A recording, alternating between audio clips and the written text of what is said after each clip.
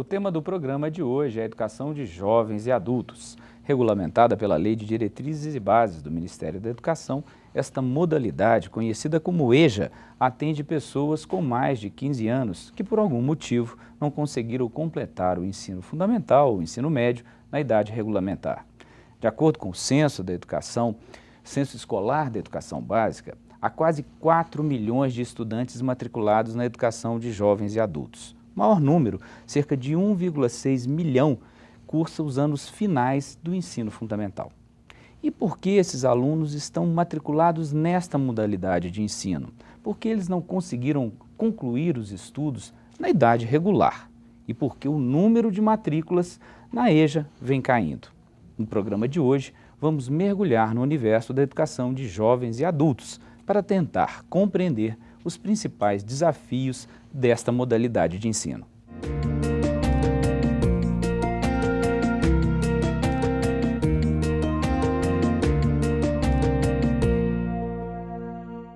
O Roda de Conversa é um programa que debate temas do cotidiano escolar sob a perspectiva pedagógica. É uma iniciativa da Secretaria de Estado de Educação de Minas Gerais, idealizada pela Magistra, a Escola de Formação e Desenvolvimento Profissional de Educadores de Minas Gerais, em parceria com a Assessoria de Comunicação Social.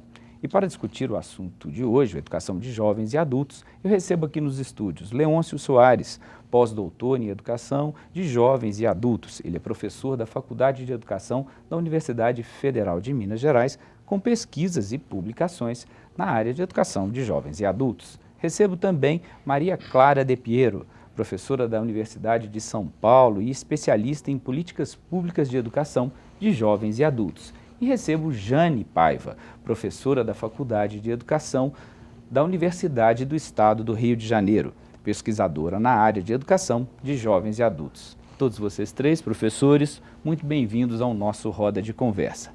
Obrigado. Então, vamos começar com essa pergunta que a gente iniciou o programa. O que acontece com esses nossos jovens e adultos, né, que por algum motivo não conseguem concluir o curso do ensino fundamental, ensino médio na idade regular? Por que acontece isso? E tentando pensar um pouco, daí a gente encontrar inclusive a importância das jovens e adultos. Vamos começar o nosso roda, professora Maria Clara, professora Jane, professor Leôncio, fiquem à vontade. Bom, posso começar. Eu acho que a gente tem pelo menos dois grupos, né? É uma diversidade enorme. É difícil, inclusive, a gente pensar num caos, assim, num Brasil tão grande como... Não tem um público único, mas nós temos dois grupos que foram precocemente excluídos dos seus direitos educativos. Você tem um grupo de pessoas, em geral pessoas mais idosas, com uma idade mais avançada, que viveram numa época em que o acesso à educação era mais difícil, principalmente nas zonas rurais. Então, nesse grupo nós vamos ter os analfabetos, as pessoas com muito baixa escolaridade. E há um segundo grupo, muito numeroso e bastante heterogêneo, de pessoas que abandonaram precocemente os seus estudos por fatores extraescolares, sociais, que têm a ver com pobreza, necessidade de ingresso precoce no mercado de trabalho, mas também por fatores escolares em função do fracasso, né, de não terem tido uma trajetória escolar interrompida, mal sucedida, com sucessivas reprovações que acabam desestimulando e levando ao abandono escolar precoce. Eu acho que eu podia complementar um aspecto, Marcílio, que me parece relevante, né? Na história da educação brasileira, o direito à educação para todos, ele é muito recente, né? É da Constituição de 88. Então, esse conjunto populacional com mais idade também vem de uma interdição ao direito à escola, à educação, né, que a sociedade manteve durante muito tempo.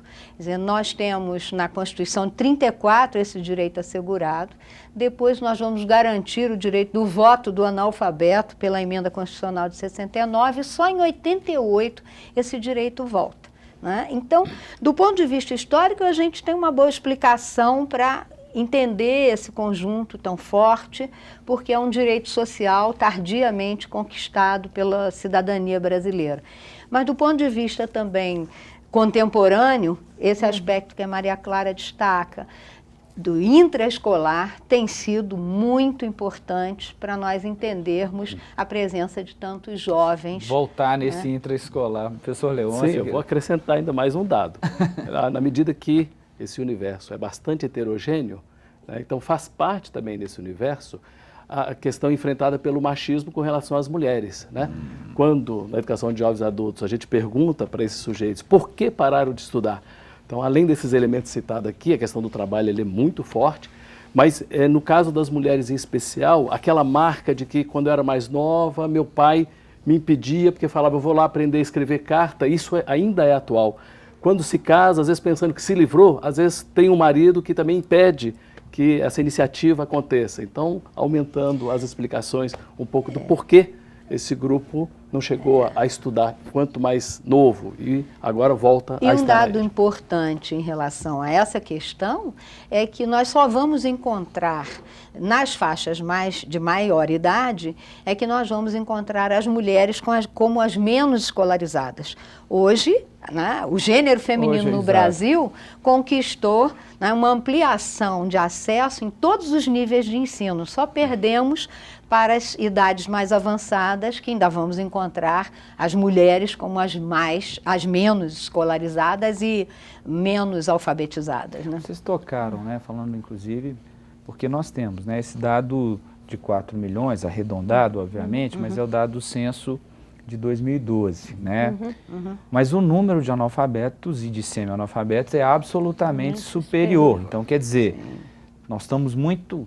Longe. Se a educação de jovens e adultos é também uma alternativa, nós estamos muito longe. O que está acontecendo? E nós estamos caindo, né? A gente vem, eu estava observando os gráficos, a gente vem com uma trajetória de queda. Exatamente. O que está acontecendo? Onde que nós, não vou dizer que estamos falhando, mas como é que a gente... Olha, as pesquisas, a gente está fazendo pesquisa agora para tentar compreender, é um fenômeno relativamente recente, a queda das matrículas generalizada em todas as redes, em todas as etapas. Ela é posterior a 2006, mas, primeiro, a educação de jovens e adultos escolar, ela nunca atendeu todo o universo possível. Nós temos hoje cerca de 67 milhões de brasileiros com baixa escolaridade, com uma escolaridade inferior àquela preconizada na lei como o mínimo que todo cidadão teria direito. Então, a gente ainda tem que construir, como a Jane colocou, a cultura do direito à educação. Está na lei, mas ainda não está na cultura. Mas nós temos, a cobertura escolar ainda é muito pequena e a oferta, a minha hipótese é de que há múltiplas razões, mas a razão principal é de que nós estamos oferecendo ainda uma educação de adultos com um modelo muito rígido, muito pouco ainda apropriado, tanto do ponto de vista da forma como é organizado, quanto dos conteúdos escolares, para atender às necessidades educativas dessa diversidade do público. De uma maneira assim, muito simplificada, está muito descolado, sobretudo para esse público que provavelmente já ingressou no mercado de trabalho ou que já teve outras responsabilidades, essa mulher que... Então, quer dizer, ele não conversa com a realidade dele. Exatamente. Né? Se uma das perguntas que a gente procura fazer para aqueles que procuram a escola é por que pararam, a pergunta que vem em seguida é por que está voltando. E nesse porquê está voltando, há um leque aí de expectativas. E a essas expectativas, caberia a nós, professores, educadores, repensar uma escola para esses sujeitos que são diferentes do sujeito que nós formamos nas universidades, os professores para trabalhar. A cultura na educação, formar para trabalhar com criança, ela é muito forte ainda. Esse sujeito ele é invisibilizado nas universidades. Então ele demanda também uma escola que é diferenciada. Uma das marcas dessa escola é a questão da flexibilidade. E aí, nesse sentido, quando Maria Clara fala, o modelo escolar existente, ele se distancia desse público que também é diferente. Então, para esse público que é diferente, necessitamos também de professores diferentes e de escolas diferentes. E eu acho que a gente pode acrescentar um aspecto também, Marcílio, que tem vindo muito agregado à forma como as redes estruturam o sistema escolar. né? A tradição que nós temos é de que as redes trabalham com a ideia de que você só consegue estabelecer a rede de escolas e um sistema de ensino se você trabalhar com a uniformidade de propostas, né? Então, nós abandonamos a possibilidade de trabalhar com a unidade de princípios e de objetivos de entendimentos para trabalhar com a universidade. Então, com a uniformidade. E essa uniformidade acaba matando toda a riqueza que a educação de jovens e adultos tem como modalidade, porque é um modo de fazer diferente, porque você precisa do controle que as secretarias exercem sobre a rede, e isso faz com que você apequene os voos que se pode dar com as propostas pedagógicas, com o currículo, etc. Fica um dilema difícil, que passa, inclusive, pela discussão da autonomia das unidades acadêmicas, né? Seja em qualquer...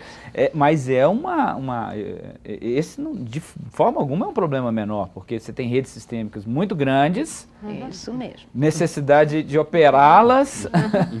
O problema é que nós ainda estamos, digamos, quando você fala em educação de jovens e adultos, o que vem ainda, apesar de já termos transitado pelo menos 2 décadas, né, ainda vem aquele modelo do ensino supletivo, que você fala, qual é a característica da educação de jovens e adultos se as pessoas só conseguem pensar na aceleração. E não penso... E no aligeiramento. E no aligeiramento. Então, a educação de jovens e adultos é pensada meramente como uma reposição de uma escolaridade não realizada.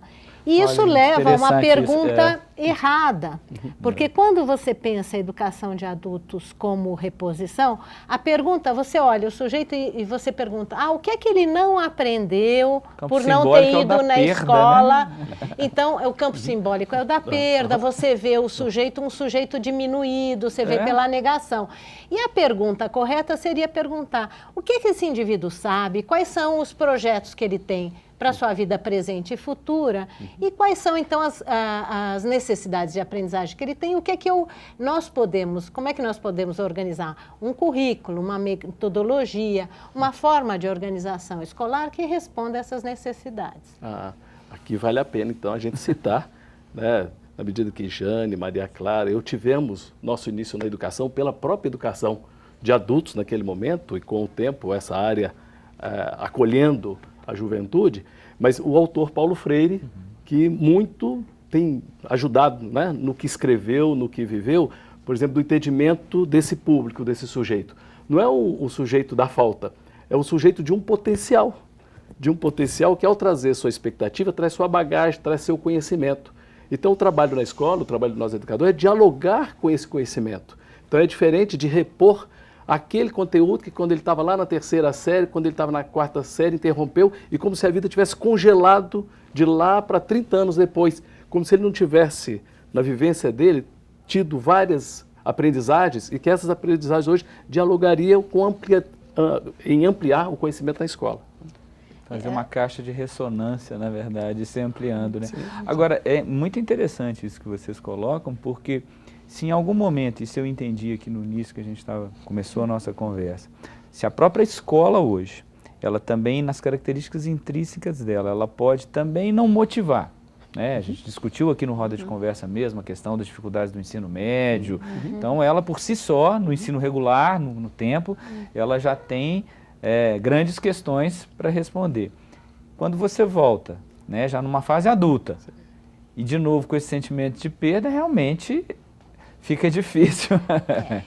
E eu acho que a gente tem que também, porque nós estamos falando do sujeito adulto, né? E aí pegar o sujeito jovem e entender quem está sendo esse público jovem frequentando a educação de jovens e adultos, né? Hoje o que a gente vê é que ele é produto da escola, né?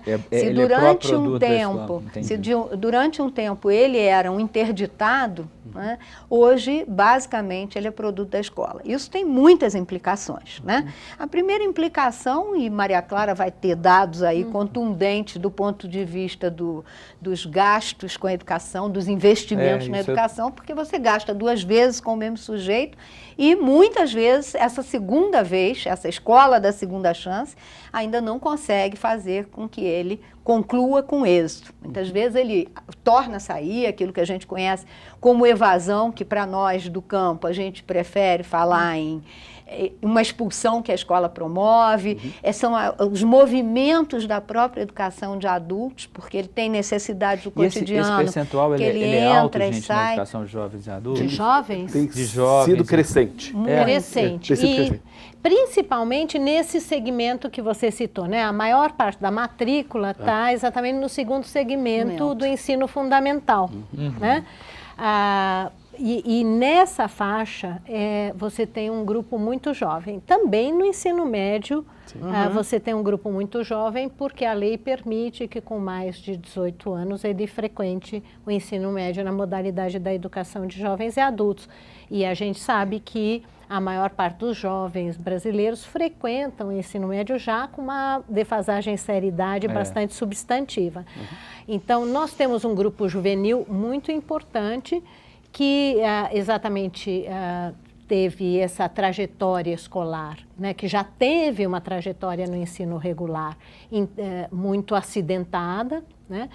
São aquelas crianças que tiveram dificuldades de aprendizagem, que ficaram numa condição de analfabetismo, tiveram sucessivas reprovações, e que, portanto, abandonaram a escola e depois, quando se confrontam com o mercado de trabalho, com a vida familiar, etc., elas se sentem obrigadas a retornar à escola. Agora, é diferente exercer o direito à educação na infância e na adolescência, quando ele está obrigado pela família, pela sociedade, não é? E nós já construímos uma cultura do direito à educação na infância, e do que na idade adulta. Essa escola tem que ser uma escola muito mais empática. Quer dizer, deveria ser para criança também, perdão, mas essa escola, se ela não for empática, se ela não atender às necessidades de aprendizagem, se a relação professor-aluno e do grupo classe não for algo acolhedor, essa pessoa se afasta. Agora, quando a Jane cita, né, esse grupo ele é muito numeroso, né? Aí também reside uma tensão grande na educação de jovens e adultos. Porque é exatamente a tentativa de convivência entre um grupo que vai dos 15 anos sem limite de idade, podemos citar aqui 90, que nós vamos ter então conflitos que aí têm sido cada vez mais difíceis, professores e a escola como um todo, responder a uma escola que possa servir para tamanho leque, né? Infelizmente, a gente tem escutado em relatos nos estágios que a gente tem dos nossos alunos que vão às escolas, né? Infelizmente, a gente tem ouvido relatos em que professoras, durante o diurno, guardam os dias do aniversário, que dia que tal aluno que está dando trabalho vai fazer 15 anos, porque naquele dia o presente que ele ganha é ir para um noturno, ir para a educação de jovens adultos. O que é também um equívoco, porque não necessariamente a educação de jovens adultos precisa ser somente à noite, né? Então, é uma tensão vivida fortemente no campo, na medida que essa idade houve uma redução com a última LDB, né? Essas idades eram 21 anos para o ensino médio, 18 anos para o ensino fundamental. Elas tendo sido reduzidas, foi com que a educação que já era de jovens e adultos passe a ser também de adolescentes, jovens e adultos. Pois é. Nós temos que dar uma paradinha, né? A gente dá uma paradinha, vai para um rápido intervalo, mas a gente volta com essas questões e outras aqui também. A gente volta daqui a pouquinho, não saia daí.